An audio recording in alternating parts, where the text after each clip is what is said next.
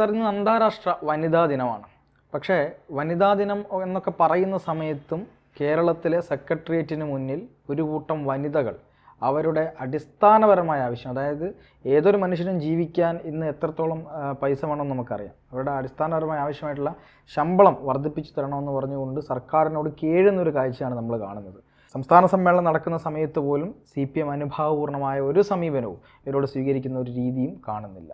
പരസ്പരം ഇങ്ങനെ കുറ്റപ്പെടുത്തിക്കൊണ്ടിരിക്കുകയാണ്. കേന്ദ്രമാണ് എല്ലാം ചെയ്യേണ്ടത്, ഞങ്ങൾക്കൊരു ഉത്തരവാദിത്വം ഇല്ല എന്നാണ് CPM പറഞ്ഞുകൊണ്ടിരിക്കുന്നത്. എന്താ സാറിന് തോന്നുന്നത്? ഇത് വളരെ സങ്കടകരമായൊരു സ്ഥിതിവിശേഷമാണ്. ഇന്ന് 27 ദിവസമായി ഈ സെക്രട്ടേറിയറ്റിലെ സമരം നടത്തിയിട്ട്. കേരളത്തിൽ ഗ്രാമങ്ങളും നഗരങ്ങളും ഭേദമന്യേ ആരോഗ്യ മണ്ഡലത്തിൽ പ്രവർത്തിക്കുന്ന അടിസ്ഥാന വർഗത്തിൽപ്പെട്ട ജീവനക്കാരാണ് ആശാ വർക്കേഴ്സ് എന്നാണ് അവർ വിളിക്കുന്നത്. ഈ വർക്കിംഗ് കൾച്ചർ, ജോലി ചെയ്യുന്നവരുടെ സംസ്കാരത്തോട് RSS പാർട്ടിക്ക് എന്താണ് ഈ ചിറ്റമ്മ നയം? എന്നാൽ എല്ലാവരോടും അവർക്ക് അങ്ങനെയില്ല. അതേസമയത്ത് 30 ലക്ഷത്തിലേറെ വരുന്ന കുടുംബശ്രീ പ്രവർത്തകരുണ്ട്. അപ്പുറം അത് ആ മേഖലയിലൊരു സുസംഘടിത പ്രസ്ഥാനമുണ്ടാക്കിയത് CPM ആണ്. അവരുടെ സേവനങ്ങളെക്കുറിച്ചാണ് ഇന്ന് മന്ത്രി വീണ ജോർജ് ലേഖനം എഴുതിയിരിക്കുന്നത്. അപ്പോഴാണ് കേരളത്തിലെ 7000-ലേറെ വരുന്ന ആശാവർക്കർമാർ അവിടെ സമരം ചെയ്യുന്നത്. അവർ മഴയും മഞ്ഞും വെയിലും വകവയ്ക്കാതെ ആ സമരം കൈക്കുഞ്ഞുങ്ങളെ കയ്യിലെടുത്തുകൊണ്ട് സമരം തുടരുകയാണ്. ആ സമരവേദിയിൽ ചെല്ലുന്ന അവരെ അനുഗ്രഹിക്കാനോ ആശ്രവദിക്കാനോ പിന്തുണ അറിയിക്കാനോ ചെല്ലുന്ന നേതാക്കളെ ആക്ഷേപിക്കാനാണ് പാർട്ടിയുടെ ചില വൈതാളികന്മാർ ശ്രമിക്കുന്നത്. ഒരു CIT നേതാവ് ആക്കണത് കീടങ്ങളെന്നുണ്ട് ഇവരെ. വേറെ തരത്തിൽ ആക്ഷേപിച്ചു. സുരേഷ് ഗോപിയുമായി ബന്ധപ്പെട്ട് വലിയ ആക്ഷേപം നടത്തി ഗോപിനാഥ്. അവർക്ക് വെയിലിനെ ചെറുക്കാൻ ഒരു കുട കൊടുത്തത് കൂട്ടാതെ അവർക്ക് ചുംബനം കൊടുത്തു. ഇങ്ങനെയൊക്കെ വൃത്തികെട്ട കമൻറ്റ് പറയുന്നതിന് ഒരു സങ്കോചവുമില്ലാത്ത ഈ താപ്പാനകളെല്ലാം കൂടി ഇപ്പോൾ കൊല്ലത്ത് യോഗം ചേർന്നിട്ടുണ്ട്. അവിടെ പാർട്ടി അണികൾ ഇതിനെ ചോദ്യം ചെയ്യുന്നു. PSC അംഗങ്ങൾക്ക് വാരിക്കോരി ലക്ഷങ്ങൾ ശമ്പള വർധന അനുവദിക്കുമ്പോൾ ഈ വളരെ നാമമാത്രമായ വേതനം പറ്റി ജോലി ചെയ്യുന്ന ആളുകളുടെ ആവലാതിയും വിഷമങ്ങളും കാണാതെ പോകുന്നു.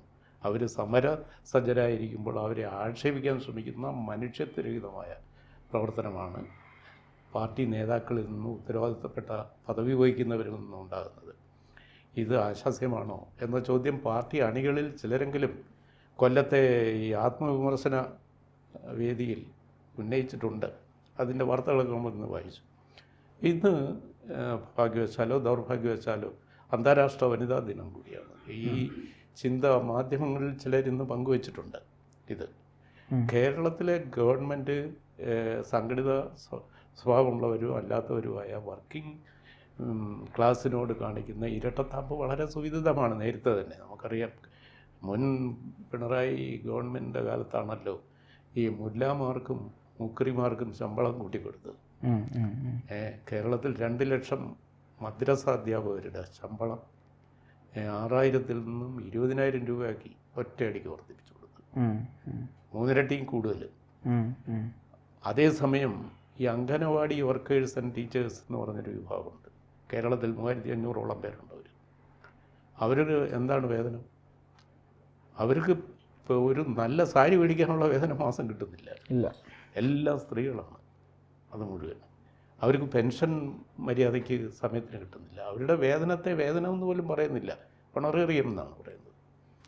അപ്പോൾ അവർ 3000 പേരേ ഉള്ളൂ. മുല്ലാമാരി 20,000 പേരുണ്ട്, അല്ല 2 ലക്ഷം പേരുണ്ട്. പിന്നെ ഓരോ ഈ മുല്ലായും 4 ഭാര്യമാരുള്ളവരാണ്, അല്ലേ? കുറച്ച് ആ 4 പേരിലും കൂടെ മിനിമം 5 മക്കൾ വീതം ഉണ്ടെങ്കിൽ 20 മക്കൾ, അല്ലേ? അപ്പോൾ 20ഉം 5 25 വോട്ടാണ് ഒരു മുല്ലയ്ക്ക് പൈസ കൂടിയാണ് കിട്ടുന്നത്, അല്ലേ? അപ്പോൾ 1 കോടി വോട്ടാണ്. അതാണ് ഇതിൻ്റെ പിന്നെ സ്റ്റാറ്റിസ്റ്റിക്സ്. അപ്പോൾ വോട്ട് ബാങ്ക് സൃഷ്ടിക്കുന്നതിലുള്ള ഒരു വൈഭവമാണ് ഗവൺമെൻറ് അന്നേ കാണിക്കുന്നത്. ആ സമീപനമാണ് ഈ ആശാ വർക്കേഴ്സിനോട് എന്ന് നമുക്ക് പറയാൻ പറ്റില്ല. കാരണം എന്താ, എണ്ണത്തിൽ കുറവാണല്ലോ PSC അംഗങ്ങൾ. അല്ല, അത് ശരിയാണ്. പക്ഷെ അത് CPM ഏറ്റവും അടുത്ത ആളുകളാണ്. CPM നേതാക്കൾ തന്നെയാണ്. ഒരു മുൻനിര നേതാക്കൾ എന്ന നിലയിൽ തന്നെ അടുപ്പം നേതാക്കൾക്കോടെല്ലാം ഉള്ളവരാണ്. അപ്പോൾ പാർട്ടിക്ക് അതിൽ നല്ലൊരു വീതം കിട്ടും. പാർട്ടിയുടെ സ്വന്തക്കാരായ ആളുകൾക്ക് ലഭിക്കുന്ന വേതനത്തിൻ്റെ 20% ലെവിയാണ്. അതെ. അപ്പോൾ അവർക്ക് 1 ലക്ഷം രൂപ കൂട്ടി കൊടുത്താല 20,000 രൂപ മന്ത്ലി പാർട്ടി ഫണ്ടിലേക്ക് അടയും. അപ്പോൾ പാർട്ടിക്ക് പൈസ ഉണ്ടാക്കിയാണ് ഈ വർധനവിലൂടെ ചെയ്യുന്നത്. ഈ ആശാ വർക്കേഴ്സിൻ്റെ ഒരു നല്ല CIT യൂണിയൻ ബലവത്താക്കി ഉണ്ടാക്കിയാൽ ചിലപ്പോൾ അവർക്കും കിട്ടുമായിരിക്കും. കാരണം ലെവി പിരിക്കാമല്ലോ. അപ്പോൾ ഈ ലെവി പിരിക്കുന്നതിലും നികുതി പിരിക്കുന്നതിലും സെസ് ഏർപ്പെടുത്തുന്നതിലും ടോള് കൊണ്ടുവരുന്നതിലുമാണ് പാർട്ടിക്ക് ഇപ്പോൾ പ്രധാന കണ്ണ്.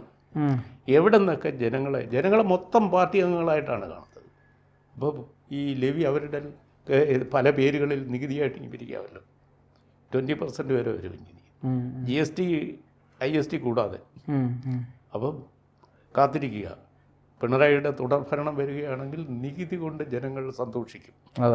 അങ്ങനെ സമത്വസുന്ദരമായ ഒരു ലോകം നമുക്ക് എവിടെ നികുതിയുണ്ട് അവിടെ ആരോഗ്യമുണ്ട് എന്ന് പറയുന്ന ഒരവസ്ഥയിലേക്ക് വരും. ഇത് നമ്മൾ ഈ വനിതാ ദിനത്തിൽ ഇങ്ങനെയൊക്കെയാണോ സംസാരിക്കേണ്ടതെന്ന് എനിക്കറിയില്ല. ഇതാണ് ഇന്നത്തെ അവസ്ഥ. ഇതാണ്. ആശാ വർക്കേഴ്സ് നിങ്ങൾക്ക് നഷ്ടപ്പെടുവാൻ ഒന്നുമില്ല. അതുകൊണ്ട് സമരം തുടരണമെന്ന് നമ്മൾ പറയുന്നില്ല. ഈ സ്ത്രീ ദിനത്തിലും അവരെ പറ്റി മനുഷ്യകാരുണ്യപൂർവ്വം ഓർക്കാനോ അനുകമ്പയോടെ അവരുടെ ആവശ്യത്തോട് പ്രതികരിക്കുവാനോ പൊതുസമൂഹത്തിൽ നിന്ന് എത്ര പേർ വരുന്നു, എത്ര നേതാക്കളുണ്ട്, നേതാക്കളുടെ ക്വാളിറ്റി പരിശോധിക്കുവാനുള്ള ഒരു അവസരം കൂടിയാണ് ഈ സമരം. സാർ, ഇതിൽ വേറൊരു കാര്യം എന്ന് വെച്ചാൽ ഈ എല്ലാം കേന്ദ്രത്തിന് കുറ്റം പറയുന്നുണ്ട്. കേന്ദ്രമാണ് ഇവരെ നിയമിക്കുന്നത്, കേന്ദ്രമാണ് ഇവർക്ക് ഇത് കൊടുക്കാത്തത്, കേന്ദ്രത്തിൻ്റെ ഫണ്ട് കിട്ടാത്തത് കൊണ്ടാണ് ഇത്തരം പ്രശ്നങ്ങളുള്ളത് എന്ന് പറയുമ്പോൾ അതിൽ ചില വസ്തുതാ വിരുദ്ധമായ ചില കാര്യങ്ങളുണ്ട് എന്നാണ് മനസ്സിലാകുന്നത്. കാരണം ഈ വർഷം മാർച്ച് 31-നുള്ളിൽ കൊടുക്കേണ്ട ഫണ്ട് ജനുവരിയിൽ തന്നെ ഏകദേശം 800 കോടിയോളം രൂപ ഇപ്പോൾ തന്നെ കൊടുത്തു കഴിഞ്ഞിട്ടുണ്ട്. എന്നിട്ട് 100 കോടിയോളം രൂപ കേന്ദ്രം കൊടുക്കാനുണ്ട് എന്നും പറഞ്ഞിട്ടുണ്ട്. പക്ഷേ ഈ 800 കോടി രൂപ കൊടുത്തിട്ട് ഒന്നും കൊടുത്തിട്ടില്ല, കണക്ക് പുറത്തു വന്നിട്ടില്ല. മാത്രമല്ല ഇത് കേന്ദ്ര സർക്കാർ പാർലമെൻറ്റിൽ പുറത്തുവിട്ട കണക്കാണ്.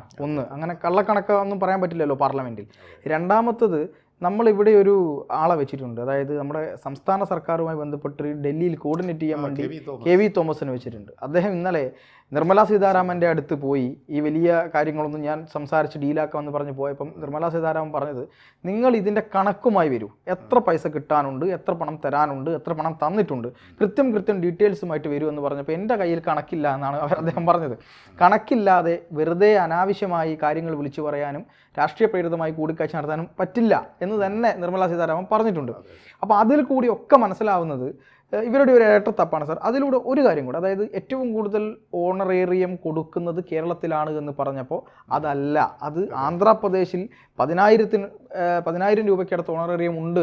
അതുപോലെ തന്നെ ഗ്രാറ്റുവിറ്റി അതിലും കൂടുതലുണ്ട് എന്നും നമ്മൾ മനസ്സിലാക്കുന്നുണ്ട്. ഏകദേശം 3 ലക്ഷം രൂപയെടുത്ത് ഗ്രാറ്റുവിറ്റി ബംഗാളിലും ആന്ധ്രാപ്രദേശിലും ഉൾപ്പെടെ പല സ്ഥലങ്ങളിലും ഉണ്ട്. അപ്പോൾ എന്തിനാണ് സംസ്ഥാന സർക്കാർ ഇങ്ങനെ ഒരു വനിതകളുള്ള ഒരു സമരത്തിൽ ഇങ്ങനെ ഒരു കടുംപിടുത്തം പിടിക്കുന്നത്? ഇത് പ്രശ്നങ്ങളുടെ കാതൽ തൊടുന്നു എന്ന് വരുമ്പോൾ കള്ളം പറഞ്ഞ് ഇരുട്ടുകൊണ്ട് ഓട്ട അടയ്ക്കുന്ന ഒരു സ്വഭാവം CPM-നുള്ളതാണ്. ഇതുപോലെ നിയമസഭയിൽ കിടന്ന് വെള്ളം കുടിക്കുന്ന ഒരു അവസരത്തിൽ പറഞ്ഞു, ഒരു നിയമസഭാ അംഗം, കോൺഗ്രസിൻ്റെ നിയമസഭാ അംഗം പോയിന്റ് ഔട്ട് ചെയ്തു, ആശാ വർക്കർക്ക് ഇന്ത്യയിലെ ഏറ്റവും ചെറിയ സംസ്ഥാനമായ സിക്കിമിൽ കൊടുക്കുന്ന തുക കേരളത്തിൽ കൊടുക്കുന്നില്ല.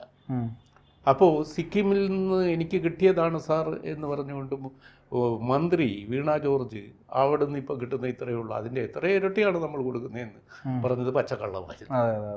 അങ്ങനെ കള്ളം കോട്ട് ചെയ്യുക, അത് മന്ത്രി നിയമസഭയിൽ. അപ്പോൾ നിയമസഭാ രേഖയിൽ നിന്ന് ഈ അവാസ്തവം കോട്ട് ചെയ്ത് അവിടുത്തെ ആധികാരികമായ ഒരു ഉദ്യോഗസ്ഥനിൽ നിന്ന് ലഭിച്ച ഗവൺമെൻറ് ലഭിച്ച കത്താണ് സാർ എന്ന് പറഞ്ഞ് കോട്ട് ചെയ്ത് പറഞ്ഞത് തെറ്റാണെന്ന് പ്രൂവ് ചെയ്തു. അപ്പോൾ അത് ഡേറ്റിൻ്റെ ചില പ്രശ്നങ്ങളായി. അങ്ങനെ ഇന്ന് വനിതാ ദിനത്തിൽ ഒരു ലേഖനം എഴുതിയത് ഈ വീണ ജോർജാണ്. ആശാ വർക്കേഴ്സിൻ്റെ സമരത്തെക്കുറിച്ച് അവർക്ക് എന്തെങ്കിലും ഒന്ന് പറയാനെങ്കിലും വേണ്ടേ, അത് അവരുടെ വകുപ്പും കൂടിയാണ്. അപ്പോൾ സത്യത്തിൽ ഇത് പൊതുസമൂഹം ഈ സമരത്തോടുള്ള ഗവൺമെൻറ് സമീപനത്തെ എങ്ങനെയാണ് കാണുന്നത്? പ്രത്യേകിച്ച് ഇവിടുത്തെ പ്രതികരണ ശേഷി നഷ്ടപ്പെട്ടിട്ടില്ലാത്ത ഏതെങ്കിലും സാംസ്കാരിക നേതാക്കളുണ്ടെങ്കിൽ അവരിതിനോട് അനുകമ്പാപൂർവ്വം പ്രതികരിക്കേണ്ടതില്ലേ? ഇതൊന്നും നമ്മൾ കാണുന്നില്ല. ഒരു വളരെ ലിത്താർജിക്കായിട്ടുള്ള ഒട്ടും പ്രതികരണശേഷി ഇല്ലാത്ത ഒരു മരവിച്ച സെൻസിബിലിറ്റി നഷ്ടപ്പെട്ട ഒരു സമൂഹമായി നമ്മൾ മാറിക്കുകയാണ്. തീർച്ചയായിട്ടും. എന്തായാലും സംസ്ഥാന സർക്കാർ ഈ രീതിയിൽ പ്രതികരിക്കുന്നത് മഹാമോശവും ക്രൂരവുമാണെന്ന് മാത്രമേ പറയാൻ പറ്റൂ. ശരി.